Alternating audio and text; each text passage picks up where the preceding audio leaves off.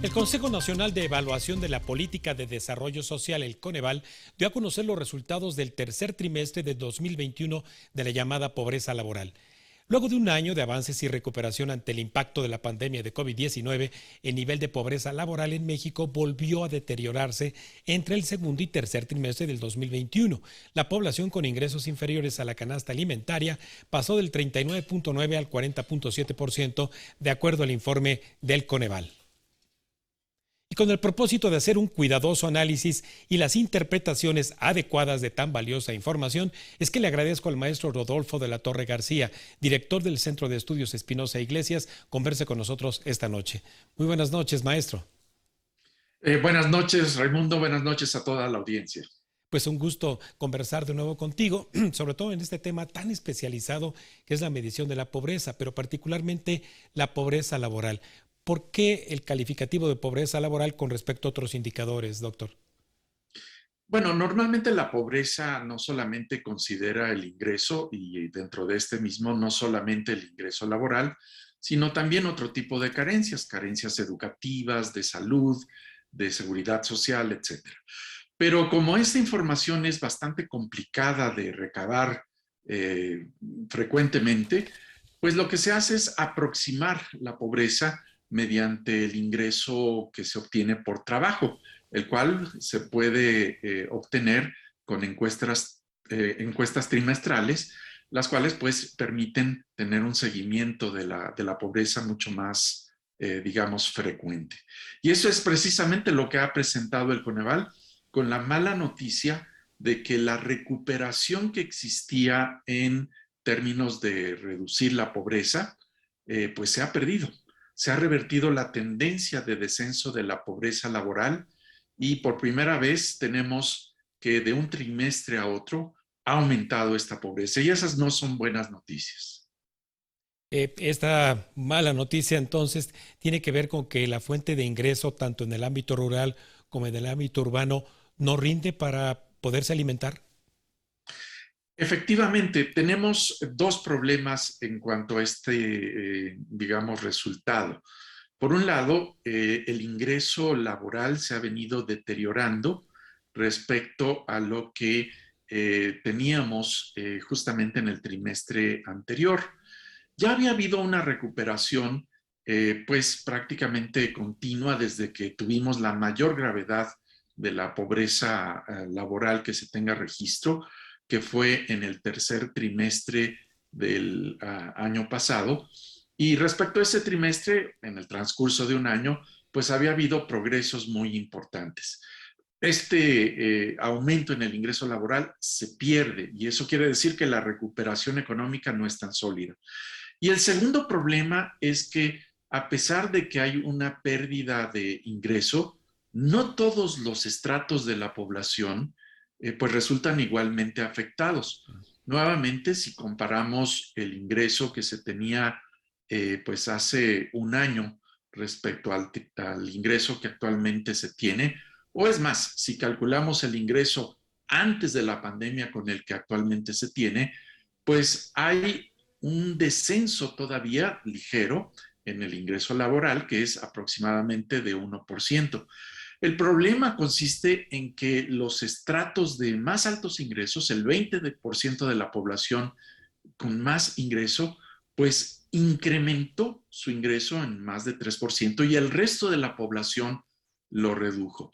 De esta forma, tenemos no solamente menos ingresos, sino más desigualdad, lo cual pues está generando problemas como el que se ha detectado de aumento en la pobreza. Entonces, sí, también es de suponer que habría diferencias también a nivel regional, Rodolfo. Sí, estas aún requieren ser examinadas, pero efectivamente hay varios ritmos de recuperación en el país y generalmente aquellos sectores que no sufrieron una gran afectación, que son los en donde predomina la actividad agrícola, y aquellos en donde la recuperación económica pues fue bastante, digamos, dinámica, muchos estados del norte del país, pues tienen, digamos, menor afectación en términos de pobreza, pero al mismo tiempo, pues son los motores de una mayor desigualdad no solamente regional, sino también al interior de cada uno de los estados. Se abren las brechas entre el norte y el sur nuevamente, pero también al interior de los estados más dinámicos, pues las poblaciones que tienen distintos ingresos laborales también se separan. Rodolfo, algo que puede llamar la atención también de nuestra audiencia es de que si estamos entonces de esta pobreza producto del ingreso que se obtiene por el trabajo, aquí nada tendrían que ver que algunos miles de familias de estas pobres reciban remesas familiares. Efectivamente, la pobreza que se está midiendo a través del ingreso laboral es una pobreza que podríamos decir es la más fundamental, proviene de los ingresos que directamente se obtienen del trabajo y no está afectada ni por las transferencias que se reciben por parte de mexicanos en el exterior, las remesas, ni tampoco por transferencias que provienen del gobierno. Puesto de otra forma, eh, estamos teniendo una economía en esta recuperación cada vez más desigual y bueno, ahí es donde deberían de intervenir pues las acciones públicas para moderar esta desigualdad, así como digamos el apoyo privado con las transferencias que pueden solventar parte de la pobreza y en algunos casos digamos corregir parte de la desigualdad. Pero lo que se ha observado, por lo menos hasta 2020, es que la política pública, en lugar de estar corrigiendo esta desigualdad, la está incrementando. Se ha observado que los grupos no pobres están recibiendo más transferencias como proporción del total que se ha dado que lo que ocurría en el pasado. Entonces, ni el fenómeno del mercado laboral ni la intervención pública están moderando la desigualdad y eso es algo sumamente preocupante. Vaya, Rodolfo, y el enemigo público número uno, la inflación, que tanto está impactando justamente este ingreso laboral.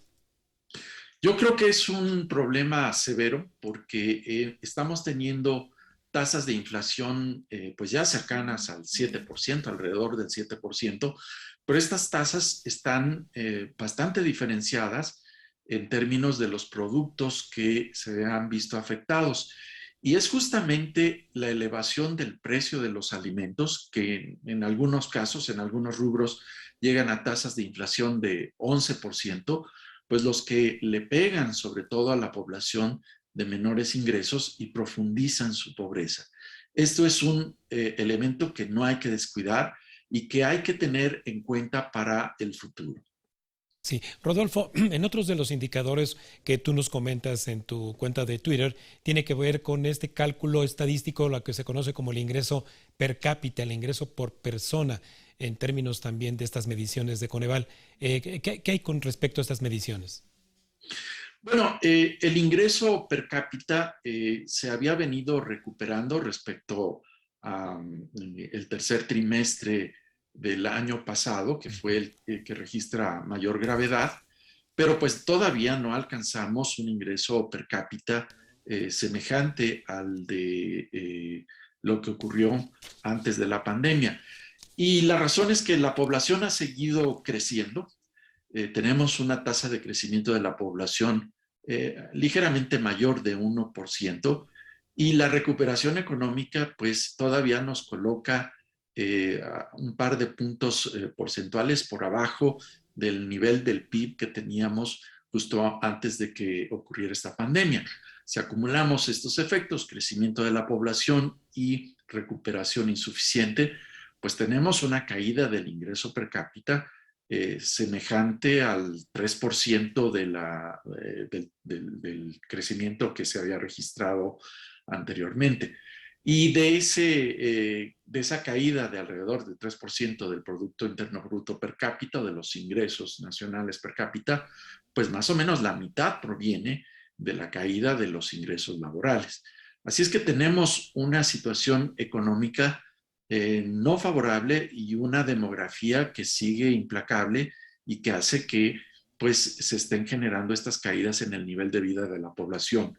Y hay que agregar a esto la desigualdad que mencionaba hace unos momentos para agravar el panorama.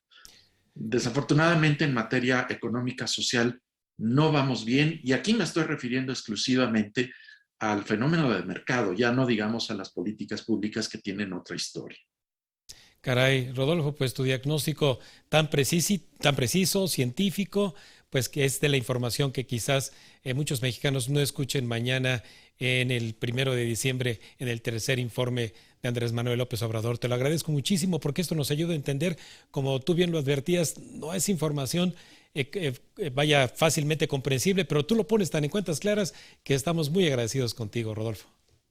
Un gusto estar con ustedes. Gracias, muchas gracias, muy buenas noches, Rodolfo. Muchas gracias.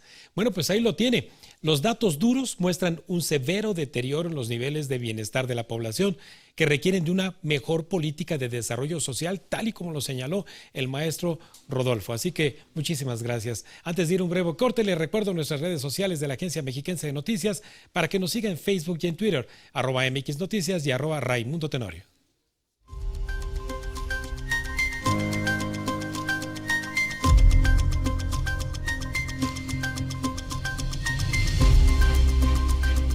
Estás viendo Cuentas Claras con Raimundo Tenorio.